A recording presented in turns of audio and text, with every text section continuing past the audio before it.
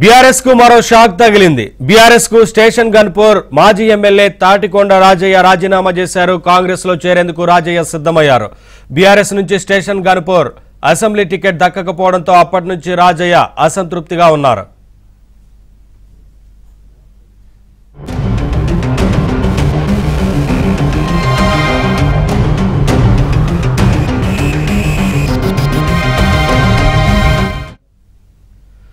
BRS కు రాజీనామా చేసిన రాజయ్య కీలక వ్యాఖ్యలు చేశారు. 6 నెలల నుంచి మానసిక వేదనకు గురవుతున్నానన్న రాజయ్య ఉప ముఖ్యమంత్రి పదవి నుంచి తొలగించిన ఎమ్మెల్యే టికెట్ ఇవ్వకుండా అవమానం చేసిన విధేయుడిగా ఉన్నానన్నారు.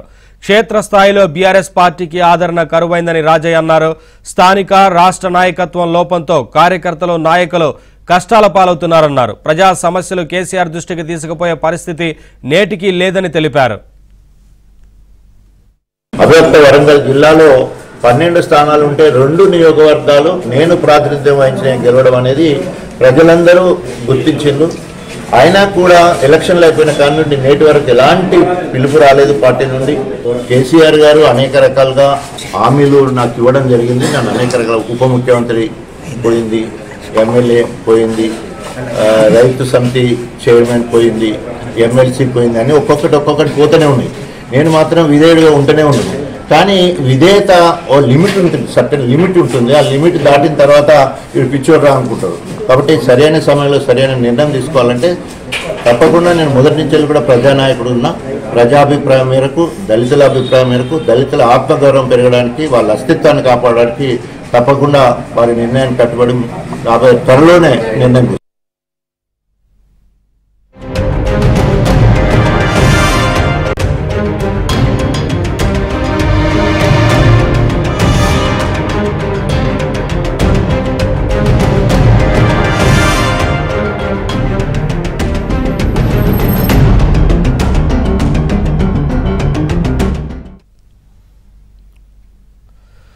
బీఆర్ఎస్ కు మరో షాక్ తగిలింది. బీఆర్ఎస్ కు స్టేషన్ ఘనపూర్ మాజీ ఎమ్మెల్యే తాటికొండ రాజయ్య రాజీనామా చేశారు. కాంగ్రెస్ లో చేరేందుకు రాజయ్య సిద్ధమైనట్లుగా తెలుస్తా ఉంది. అప్డేట్స్ మా కరెస్పాండెంట్ నవీన్ అడిగి తెలుసుకుందాం.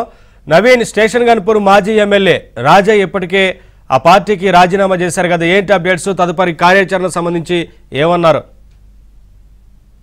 నవీన్, స్టేషన్ గన్పూర్ ఎమ్మెల్యే మాజీ ఎమ్మెల్యే తాటికొండ రాజయ్య బీఆర్ఎస్ పార్టీకి రాజీనామా చేస్తున్నారు. తర్వాత ఆయన అనుచర గణంతో సమావేశమైన తర్వాత పూర్తి స్థాయిలో ఆయనతో పాటు నియోజకవర్గంలో ఉండేటువంటి ప్రతి మండలానికి ఆయనకు వర్గం ఉంది. ఇప్పటికే కడియం శ్రీహరి ఇప్పుడు ఉన్నటువంటి ప్రస్తుత ఎమ్మెల్యే కడియం శ్రీహరి ఒక వర్గం అయితే రాజయ్యది ఒక వర్గం, 2 వర్గాలుగా బీఆర్ఎస్ పార్టీ అక్కడ ఉంది.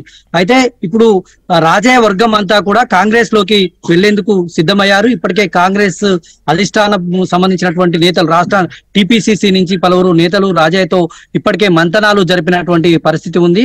అయితే రాజయ్య తనకు జరిగినటువంటి అన్యాయాన్ని చాలా వివరించారు. ఆయన గత 6 నెలలుగా తను మనస్తాపానికి గురయ్యానని రాజయ్య చెప్పుకొచ్చారు. ఎందుకంటే రాజయ్య టికెట్ రాకపోవడంతో, అయితే గత 6 నెలల క్రితమే రాజయ్య పైన ధర్మసాగర్ మండలం జానకీపురం సర్పంచ్ నవ్య ఎవరైతే ఉన్నారో నవ్య కీలకమైనటువంటి లైంగిక ఆరోపణలు చేసింది. అయినా కూడా వాళ్ళిద్దరి మధ్య సెట్ చేసుకోవాలని అధిష్టానం ఇద్దరి మధ్య సయోధ్య కుదిర్చినటువంటి నేపథ్యం అనే అధిష్టానం చెప్పినటువంటి మాటల ప్రకారమే నవ్య ఇంటికి వెళ్ళి అదే సయోధ్య కుదుర్చుకున్నారు. అధిష్టానం చెప్పిన పనులన్నీ రాజయ్య చేశారు.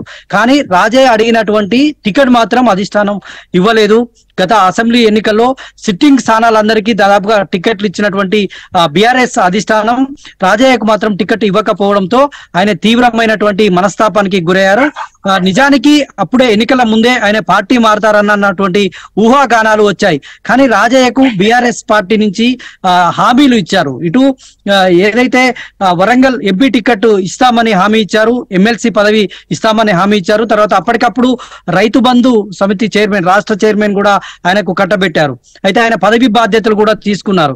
కానీ ఎలక్షన్ లో తనకి ఇస్తానన్నటువంటి మద్దతు ఏదైతే ప్రాధాన్యత మొత్తం కూడా స్టేషన్ గన్పూర్ లో కానీ అయితే ఆయన స్టేషన్ గన్పూర్ ఇన్ఛార్జి వేయకుండా ఆయన జనగామ తీసుకెళ్లి వేశారు. అయితే రాజయ్యకు సంబంధించినటువంటి ఎఫెక్ట్ అంతా కూడా స్టేషన్ గన్పూర్ లో ఉంటుంది. ఆయన అనుచరులు కానీ ఆయన చెప్పినటువంటి ఇదంతా కూడా స్టేషన్ గన్పూర్ లో ఉంటుంది. ఆయన పూర్తి స్థాయిలో ఆయన రాజకీయాల్లోకి వచ్చినప్పటి నుంచి కూడా స్టేషన్ గన్పూర్ ను విడిచి ఎక్కడికి వెళ్ళలేదు. అయితే ఆయనను జనగామకు వేయడం ద్వారా ఇన్ఛార్జిగా ఆయన పూర్తిగా స్టేషన్ గన్పూర్ మీద పట్టు కోల్పోయేటువంటి పరిస్థితికి తీసుకొచ్చారని ఆయన అప్పుడే మనస్తాపానికి గురైనటువంటి పరిస్థితి. అయితే ఎలక్షన్లలో అసెంబ్లీ ఎలక్షన్ లో రాజయ్య వర్గం పూర్తి స్థాయిలో సపోర్ట్ చేయలేదన్నటువంటి అపవాదును కూడా ఆయన మూట కట్టుకున్నారు. ఈ నేపథ్యంలోనే రాజయ్య అప్పటి నుంచి కూడా తీవ్రమైనటువంటి అసంతృప్తితో ఉన్నారు. అయితే తన మాతృ పార్టీ అయినటువంటి మొదట ఆయన రాజకీయాల్లోకి వచ్చింది కాంగ్రెస్ పార్టీతోటే. ఆయన పిల్లల వైద్యుడిగా ఇక్కడ హనుమకొండలో పిల్లల వైద్యుడిగా సుపరిచితమైనటువంటి డాక్టర్ గా ఉన్నారు. అయితే అప్పటి గతంలో అప్పుడు ముఖ్యమంత్రిగా ఉన్నటువంటి వైఎస్ రాజశేఖర రెడ్డి పిలుపు మేరకు రాజయ్య రాజకీయాల్లోకి వచ్చారు, కాంగ్రెస్ పార్టీలో చేరారు. అయితే తన మాతృ సంస్థ అయినటువంటి మాతృ పార్టీ అయినటువంటి కాంగ్రెస్ లోకే చేరతానని రాజయ్య వర్గం అంతా కూడా తీర్మానం చేసుకుంది. ఇవాళ రేపు కాంగ్రెస్ లో రాజయ్య చేరబోతున్నారు. అయితే రాజయ్య చేరిక వల్ల స్టేషన్ గన్పూర్ రాజకీయాల్లో, జనగామ జిల్లా రాజకీయాల్లో, ఉమ్మడి వరంగల్ జిల్లా రాజకీయాల్లో కీలకమైనటువంటి పరిణామాలు చోటు చేసుకునేటువంటి అవకాశం కనిపిస్తుంది. ఎందుకంటే రాజయ్య ఆయన మాజీ డిప్యూటీ సీఎం గా కూడా పనిచేశారు. వరుసగా స్టేషన్ గన్పూర్ నుంచి 4 సార్లు ఎమ్మెల్యేగా గెలుపొందారు. మరోసారి కూడా ప్రయత్నం చేశారు కానీ బీఆర్ఎస్ అధిష్టానం ఆయనను చిన్న చూపు చూసిందని ఆయన కొద్దిసేపటి క్రితమే